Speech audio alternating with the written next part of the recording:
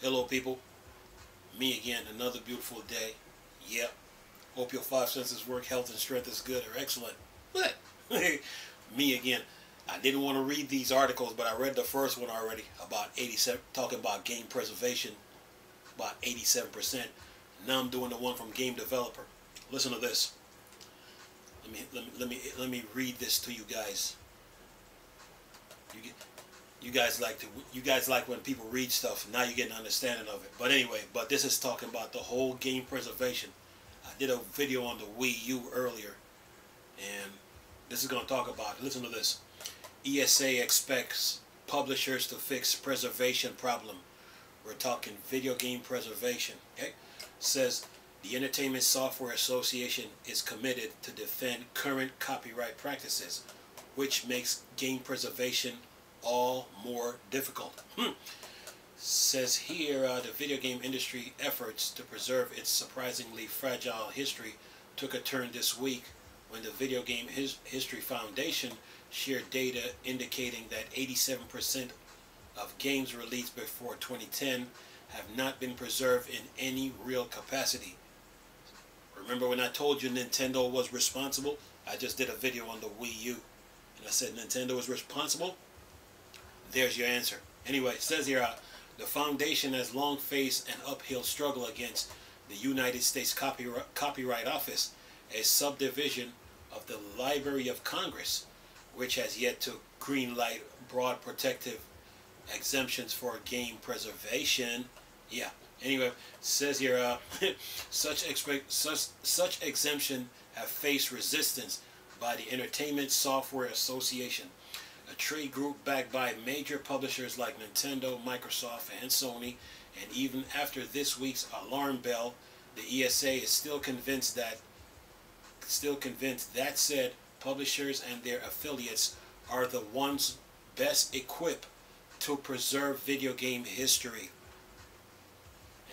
And like I told you before, Nintendo puts stress and anxieties on the consumers when they close the Wii U and 3DS eShop. But anyway, it says, speaking to Game Developer in a conversation with the ESA, just released Essential Facts survey for 2023, the ESA president and CEO Stanley Pierre Lewis described video games as the most expensive work in copyright canon, and that is critical important that companies maintain our authority to best decide how video games are released. I don't know that I agree with the result of, then it says VGHF, then close bracket, study are how they characterize it. He said there are a robust avenue of preservation to occur that is occurring. As positive example, Pierre Lewis pointed to recent effort by Microsoft, Nintendo, and Sony to crack open their back catalog.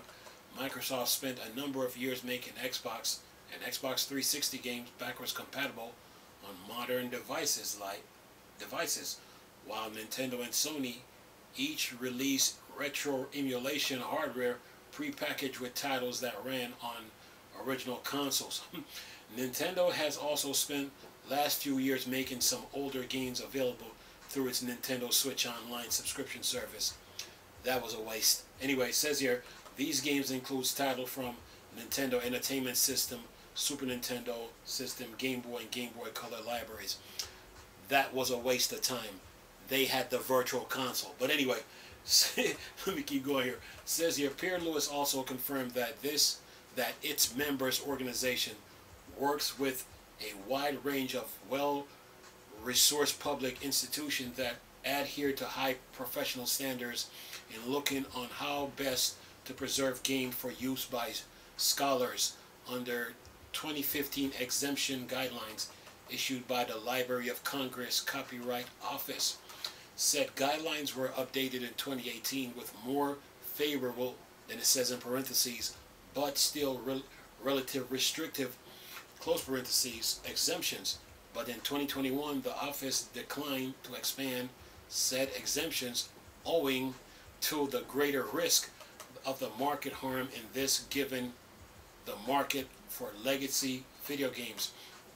Then it says here, in another topic, are video games publishers doing enough to preserve older titles? That answer, no. But that's just me talking. It says here, the efforts of Nintendo, Sony, Microsoft, well, except for Microsoft, the efforts of Nintendo, Sony, Microsoft, and even Sega to commercialize their classic game libraries are formidable. But these combined efforts have made barely a fraction of titles from these ERAS accessible to modern players. Video Game History Foundation co-founder Kelsey Lewin agreed with Pierre Lewis that industry leaders have made great strides to keep more historical game preserved commercially. What we've shown with this study is that it's not enough. That said, the combined efforts of the industry have re-commercialized just 13% of all historical games. We need to acknowledge that the market alone won't be enough to preserve gaming history, and that libraries and archives, see, you learned that from me, archives, anyway, needs more tools to work with the games that fall outside commercial marketplace interests. Lewis told game developer that the foundation does not that want this week news to create an us versus them argument with its industry counterparts. We hope we can all agree that this is a place where libraries and archives, see virtual console, archives, anyway, archives can and should be empowered to make a difference, she concluded. Well, 13%, that's not good. Out of 100? Nah, that's not good. Come on, Nintendo, come on, Sega, come on, Sony. Well, we're going to exclude Xbox because Xbox is trying. You know, it's all about preserving video games, you know. Phil Spencer said it best. Sales ain't the end-all, be-all to video games. Just saying. So, Terminal is like, sales ain't the end-all, be-all to video games. You know, Phil Spencer said it with his own mouth. So, game preservation is real. And like I've told people time and time again, when it came to this game preservation conversation, matter of fact, I was the one that led the argument in all this. When I said Nintendo should have never built the Switch, they had the Virtual Console and the Wii U to work on, and they should have refreshed it. Look what's happening. Okay, yeah. I don't mean to be a know-it-all. I try not to. But when people were saying that the reason why the Wii U failed, I looked at everybody and I'm like, nah, there's something deeper than this. And once I studied that Wii U console and figured out what it can really do, and once I studied that Virtual Console and figured out what it was, oh yeah, now I'm coming at you. So yeah, game preservation is real, okay? Yeah, you got copyright, the ESA. See, ESA. Who else? Who else is this? Who else is all up in this? Sony, Nintendo. Anybody else? Who else? Who else is in this conversation here that they mentioned? 87% of games released before 2010 have not been preserved in any real capacity. Come on, Sony. Come on, Nintendo. Y'all can do better than this. Yeah. Video game preservation, folks. It is real. Yeah. See, when it came to the Wii U situation, I studied that thing. I didn't go by what everybody else said. Once I figured out what the Wii U really is, once I figured out what that Virtual Console is, it is your bookstore, it is your library, it is your vault, it is your archive for your video games. Oh yeah, I'm coming at you. Yeah, yeah. You gotta research this stuff, you know. And now they're talking about archive. They learned it from me. Anyway, so you're playing around here. Yeah, this video game preservation is real. It's real. Yep. That's why I said Nintendo should have never moved on to the Switch. They should have refreshed the Wii U, and continue building that virtual console because you're gonna need it. Yep. And they should have done just that. Okay. Yeah. Microsoft, they tried. They tried. They had their backwards compatibility, and the Xbox One X showed off what backwards compatibility is about. When they when you run Red Dead Redemption, take the 360 version of Red Dead Redemption, and then run it on the Xbox One X. Big difference. Oh yeah, big difference. Big difference. Yeah. Yeah, man. Commercialize their classic games. What else is new? Let's see here. It's the console manufacturer's job to preserve video games. That's why backwards compatibility was so important. It's not all this talking that Nintendo was doing was nonsense. Oh, we're trying to be different. We're gonna do gaming on the go. We're going in a different direction. Nonsense. So yeah, game preservation is real, man. It is real. Yeah, gotta save those video games. Those developers did not make those games for nothing. Yeah. See, I like the game industry. I can talk about it a lot.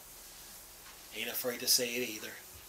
Anyway, yeah. The ESA.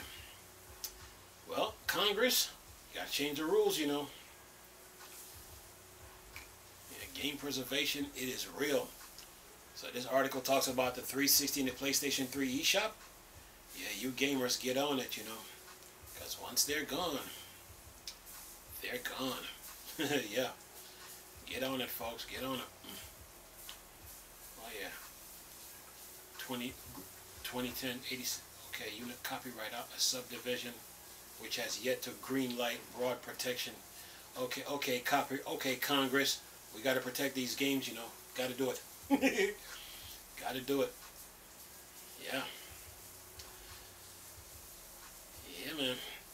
When Nintendo closed that eShop, that when Nintendo closed the eShop for the Wii U, that was to put worries, stress, anxieties, and burden on you. Okay? That's all that was about. They should have never built the Switch like I've been saying. Only 13%?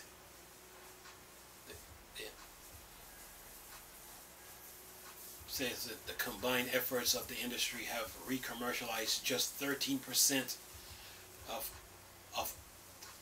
all historical games. So remember when I was covering the Wii U, I said they want us to buy the same games twice to make us look like we never had it. Yeah, I love this stuff, folks. See, everybody want to talk about archives now, all because of me. Yeah, I'm just playing though. Anyway, hope you enjoyed the video though. I'm just sitting there messing around though. But this game preservation, it's real, man. It is real. You got to this is where hard drives comes in too. This is where hard drives comes in too. Like you install the game on the hard drive and then play it off the hard drive. Like if you get a physical copy of a game, you install it on the hard drive, play it off the hard drive, keep the physical copy. Just in case, let's say a natural disaster happens and then your hard drive get damaged, you still got that physical copy, so you can like reinstall it. Get the point? Yeah. Video game preservation, folks. Anyway, what else is this article talking about here? What do we got? Talk to me. 87%. Not good. Let's see. Yep. Copyright. Come on, Congress. Preserve video games. Help us. Yeah, put some pressure on these console makers. See, one thing I love about the Steam Deck, they welcome the emulation process to try to keep these games alive. Yep, you know it. That's all I love the Steam Deck, man. Real good console. Anything else? Alright. Sega.